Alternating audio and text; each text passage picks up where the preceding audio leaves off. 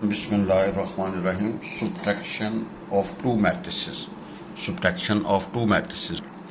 Ji chapter number 4 matrices and determinants. जी अल हसन वालों की ये टेक्स्ट बुक है, आप परचेज कर लें for BCom part 1, written by professor Babar Ali and their team, और ये पब्लिशर्स हैं जी। ये बुक परचेज करने आपको फ़ायदा होगा जी। subtraction of two matrices. By subtraction of two matrices is similar like as addition of two matrices. भाई जिस तरह दो मैट्रिसेस को जमा करते थे उसी तरह ये subtraction है। Two matrices A and B are said to be conformable for subtraction A minus B if they have the same order. More precisely, two matrices A and B can be subtracted only if order of matrix A is equal to order of matrix B. Now subtraction can be obtained by taking difference of the corresponding elements of A and B. G. The order of new matrix A minus B is the same as the order of A and B. वह जो A मनफी B का order होगा वो वही होगा जो A और B का होगा, जो A और B का ऑर्डर होगा वही A मनफी B का होगा। तो आपने सब्ट्रैक्शन करने के लिए दो कंडीशन होनी चाहिए जी। पहली कंडीशन उनके जो ऑर्डर्स हैं वो सेम होने चाहिए A और B का। अगर ऑर्डर सेम होंगे तो देन वी कैन सब्ट्रैक्ट, अगर ऑर्डर सेम नहीं होगा तो वी कैन नॉट सब्ट्रैक्ट। उसके बाद सब्ट्रैक्शन के लिए दूसरी कंडीशन है कि आपने रिस्पेक्टिव एलिमेंट्स या कॉरस्पॉन्डिंग एलिमेंट्स को आपस में सब्ट्रैक्ट करना है जी। इफ ए हमारे पास है A i j M cross n और B हमारे पास B i j M cross n, then A minus B क्या होगा A i j minus B i j, तो भाई क्या बनेगा A i j minus B i j M cross n। आप उनके रिस्पेक्टिव एलिमेंट्स को आपस में सब्ट्रैक्ट करना है। सपोज A हमारे पास A11 A12 A21 A22, B हमारे पास है A11 A12 A21 A22 ji. A हमारे पास है A11 A12 A21 A22, B हमारे पास है B11 B12 B21 B22, दोनों का ऑर्डर क्या है 2 cross 2। Now A minus B क्या होगा जी, A और B लिख लीजिए। जब इनको सब्ट्रैक्ट करेंगे तो क्या होगा जी, ये आपने देखिएगा क्या होगा A11 minus B11 A12 minus B12 A21 minus B21 A22 minus B22, order 2 cross 2। भाई ऑर्डर क्या होगा 2 क्रॉस 2। और वजन मैट्रिसेस के लिए ये वाली ब्रैकेट्स लगानी है आपने, ये वाली वजन मैट्रिक्स के लिए आपने ये वाली ब्रैकेट लगानी है जी। तो आपने क्या करना है कि जब दो मैट्रिक्स को सब्ट्रैक्ट करेंगे, एक तो उनके ऑर्डर सेम होने चाहिए जी, फिर दूसरे उनके कोरस्पॉन्डिंग एलिमेंट्स को आपने सब्ट्रैक्ट करना है। भाई उनके कोरस्पॉन्डिंग एलिमेंट्स को आपने क्या करना है कि सब्ट्रैक्ट करना है। भाई फर्स्ट में से फर्स्ट, सेकंड में सेकंड, थर्ड में थर्ड, फोर्थ में फोर्थ जी। सपोज A हमारे पास ये है और B हमारे पास, फाइंड A माइनस B। भाई ये 2 क्रॉस 3 है और ये 2 क्रॉस 3 है, या 2/3 और 2/2, 2 रोज 3 कॉलम 2 रोज 3 कॉलम, ऑर्डर सेम है तो देन सब्ट्रैक्शन जो है ना वो पॉसिबल। अगर इनका ऑर्डर सेम ना होते तो ये पॉसिबल नहीं था। ना A माइनस B करेंगे तो A लिखा माइनस B लिखा था, तो आप इसको डायरेक्ट भी लिख सकते हैं, लेकिन अभी चूंकि इनिशियल स्टेज है आपने बिल्कुल स्लोली फर्स्ट में से फर्स्ट, सेकंड में सेकंड, थर्ड में से third, and after calculation we get -1 -5 0 -4 2 2। ये ऑर्डर 2 क्रॉस 3 होगा, 2/3 होगा जी। इसी तरह A दिया हुआ है, B दिया हुआ है एंड C दिया हुआ है। Find the following matrices if they exist. आपने A मनफी B मालूम करना है और B मनफी C मालूम करना है जी। और भाई जन आपको D दिया हुआ है, आपने D प्लस B साबित करना है A के बराबर है। Find the values of P Q and R। आपने P Q R जी ये निकालना है जी। भैया तो इसके अंदर दो पार्ट है भाई। पहले तो देखें, since the order of A and B are same so A मनफी B इज पॉसिबल। भाई A मनफी B के लिए A और B का ऑर्डर सेम है, ज़्यादा इनका क्या होगा जी, A और B का ऑर्डर सेम है, ज़्यादा A मनफी B इज पॉसिबल। भाई A is available B is available, जब इनको सब्ट्रैक्ट करेंगे। अच्छा भाई दो तरीके कार ये हैं कि एक जो है यहाँ प्लस रखे माइनस को अंदर मल्टीप्लाई कर सकते, अब दोनों को ऐड कर लें या डायरेक्ट भी सब्ट्रैक्ट कर लें, कोई इशू नहीं है भाई। डायरेक्ट भी सब्ट्रैक्ट कर लें, कोई इशू नहीं है। ये हमारी पर्सनल एफर्ट है यानी कि ये कैलकुलेशन आपके ऊपर डिपेंड करता है कि आप किस तरह लेके चलते हैं। भाई देखे ना, ये ग्रेजुएशन लेवल है, इसमें 4 में से 3 निकालें 1 आएगा। भाई 2 में से 9 निकालें तो -7 आएगा। 6 में से 0 निकालेंगे 6 आएगा। अब डायरेक्ट कर देते। Since the order of B and C are different, so B मनफी सी इज नॉट पॉसिबल।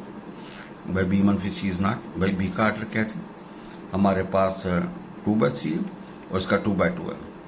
तो भाई जन क्या होगा जी, ऑर्डर सेम नहीं है, तो लिहाजा बी मनफी सी इज नॉट पॉसिबल। बस यहाँ पे आपको पूरे नंबर मिल जाएंगे।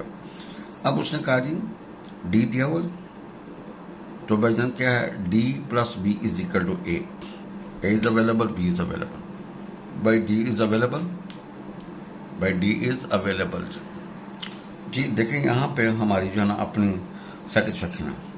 हमने डी बराबर का बी माइनस बी को इधर लेकर ए माइनस बी हमारे पास अवेलेबल है, तो डी बराबर होगा ए माइनस बी के। अब आपने क्या करना है जी, इक्वेटिंग कोरस्पॉन्डिंग एलिमेंट्स। भाई इक्वेटिंग कोरस्पॉन्डिंग एलिमेंट्स का मतलब ये है कि चूंकि ये दोनों बराबर हैं, ऑर्डर भी सेम होगा और उनके रिस्पेक्टिव एलिमेंट्स भी या कोरस्पॉन्डिंग एलिमेंट्स भी सेम होगा। तो पी किसके बराबर होगा 1 के, क्यू किसके बराबर होगा 6 के, और आर किसके बराबर होगा -3 के। तो हमारा ये रिजल्ट निकल आएगा जी। भाई ये कैलकुलेशन हमारी आपकी अपनी है जी। भाई कैलकुलेशन हमारी अपनी है जी। Now we have word problem. By example 1 है, the following table shows the current stock of color pencils in 2 shops. जी ये शॉप 1, ये करंट स्टॉक हमारे पास ये है, ब्लू ब्लैक रेड। शॉप 2 का blue black red. A week later, the owner found that they have sold the following numbers in of pens. ये shop 1 की, ये shop 2 की। Write the information in matrix form and find the remaining stock of on the 2 shops. भाई let matrix of current stock की जो matrix बनेगी, क्या बनेगी, 100 जी बजा 100 80 90 150 90 और 105। और मैट्रिक्स ऑफ सोल्ड स्टॉक वो हमारे पास 83 54 44। भाई एरर हो सकता है, कोई ऐसा इश्यू नहीं। अब आपने ए मनफी B. Now matrix of remaining stock can be obtain by subtraction A and B. भाई A is available, B is available, तो ए माइनस बी निकाल रहे हैं। एंड वी हैव दिस 17 26 46 74 18 एंड 25, ये 2/3। भाई ये हमारे पास क्या निकला है जी जब 2 मैट्रिक्स को सब्ट्रैक्ट करते हैं तो हमारे पास ये निकलेगा। सिर्फ यहां से ये मैट्रिक्स में नहीं और यहां से ये मैट्रिक्स में नहीं। Matrix of current stock is, भाई ये करंट स्टॉक का मैं, और ये क्या हो गया, matrix of sold stock, matrix of sold ये जी। A week later, the owner found that they have sold the following number of pens. ये sold stock है और ये क्या है, current stock।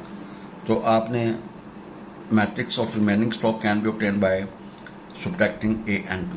A और B को subtract करेंगे तो आपका करंट स्टॉक निकलेगा। तो वी हैव दिस।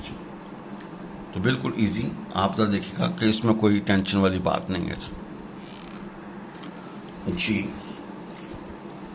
आयत नंबर 24 था 25, सूरह नूर, पारा नंबर 18।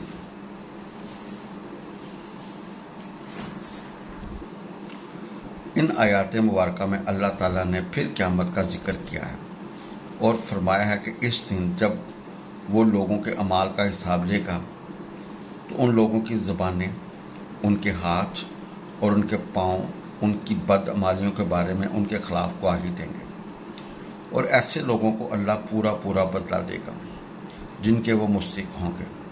फिर फरमाया कि उनको मालूम हो जाएगा कि बेशक अल्लाह ही हक को सच करके दिखाने वाला है जी। वंस अगेन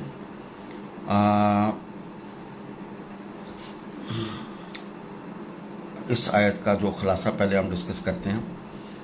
सूरह नूर 24 था 25 आयत नंबर है जी, और पारा नंबर 18 जी। इन आयात मुबारक में अल्लाह ताला ने फिर क़यामत का जिक्र किया और फरमाया है कि इस दिन जब वो लोगों के अमाल का हिसाब लेगा, उन लोगों की ज़बानें, उनके हाथ और उनके पाँव उनकी बदअमालियों के बारे में उनके खिलाफ गवाही देंगे, और ऐसे लोगों को अल्लाह पूरा पूरा बदला देगा जिनके वो मुश्रिक होंगे।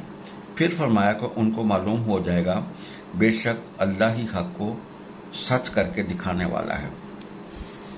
अब वंस अगेन आप इसका ये अरबी का मतन है जी, ये अरबी है, ये उसका तर्जमा है जी, सूरह नूर।